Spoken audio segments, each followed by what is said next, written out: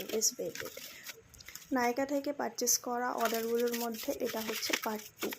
তো পার্ট 2তেও কয়েকটা প্রোডাক্ট রয়েছে, তার মধ্যে ফার্স্টেই এই ময়শ্চারাইজারটা আমি অর্ডার করেছি। অনেক মেকআপ আর্টিস্ট এই ময়শ্চারাইজারটা রেকমেন্ড করে, তো আমিও এটা অর্ডার করে নিয়েছি। এটাও এটার মিনি ভার্সন।